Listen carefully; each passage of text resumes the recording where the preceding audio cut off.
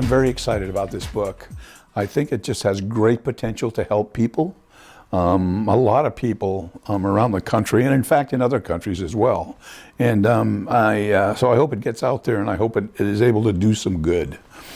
The book came about starting with a class that I was teaching at an adult school here in Southern California. And mostly Hispanic folks, and they were getting, high school diplomas and GEDs and vocational skills, and a lot of them were learning English as a second language. That was a big part of the curriculum there. And there are 6 levels to that. And I noticed that the folks that I was teaching in this work readiness class, they were at the highest levels of ESL. They could speak English well. But there seemed to be a lack of self-confidence, a kind of a timidness, that they had.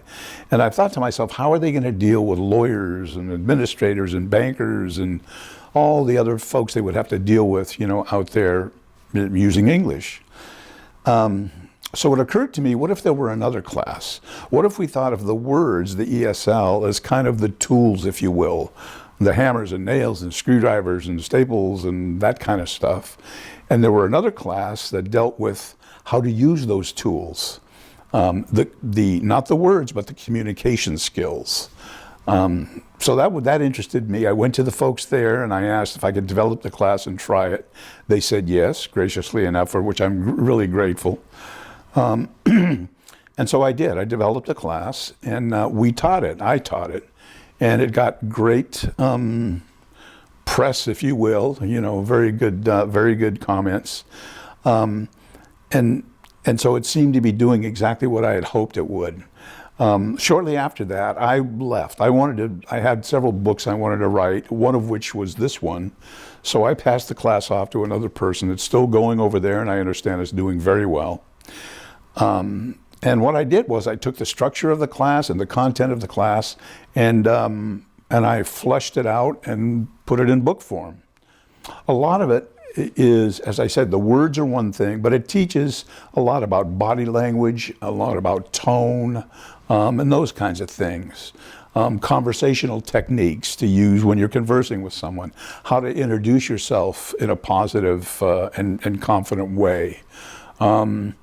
Dealing with important people in your life, job skills, job interview skills, dealing with friends, dealing with kids and spouses. And actually there's even a section on dealing with yourself, because, or communicating to yourself, I should say, because that's important. Being honest with yourself, what your skills are, what your weaknesses are, and how to approach, improving those things.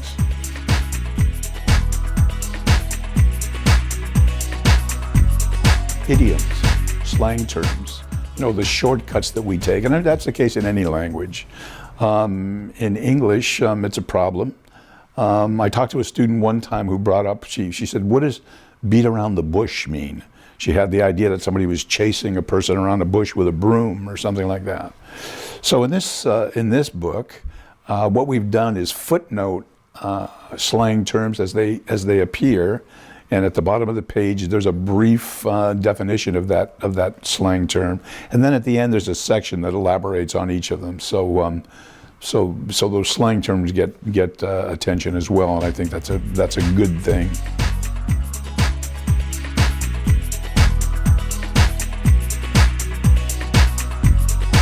There are several things in the conversational skills, open and closed-ended questions. Of course, we know that.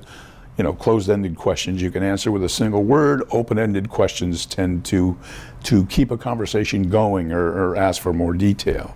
Oh, really? That's interesting. How did you do that? Or tell me more about that. Open-ended type things. I also talk about conversational triggers.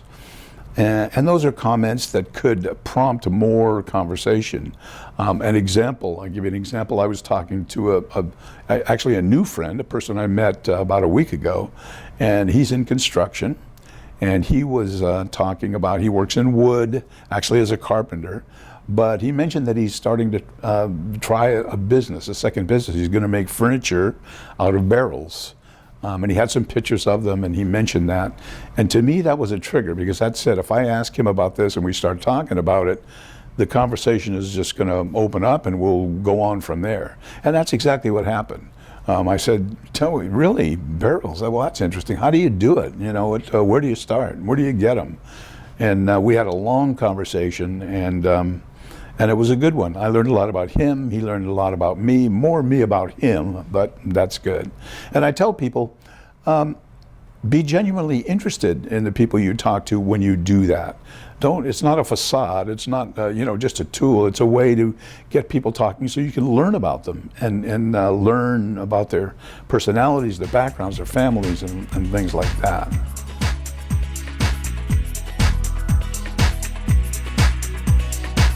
It's interesting, although the book focuses a lot on empathy, on understanding the person, putting yourself in their shoes when someone speaks to you, kind of understanding how they feel, where they're coming from, and what they are thinking at the time.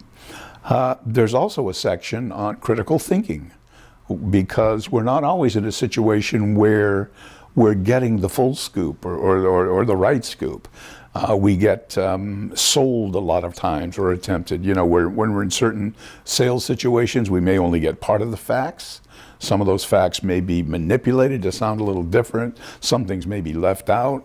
So I had a section in there also on be empathetic, communicate with people, of course, and listen to what they have to say. But in certain situations, and usually it's those sales situations, use your critical thinking skills and ask yourself, what's in it for the other person? What's in it for me?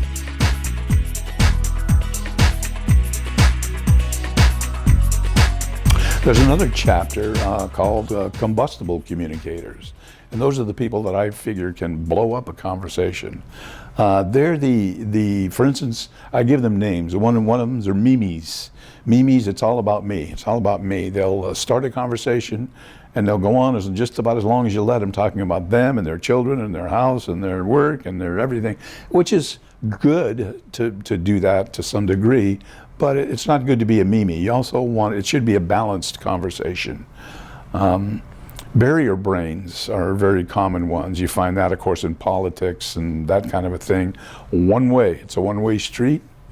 Here's my thoughts, and that's the way it is. And they're kind of tough to talk to. Speed rappers, it's hard enough to follow them, let alone get a word in edgewise.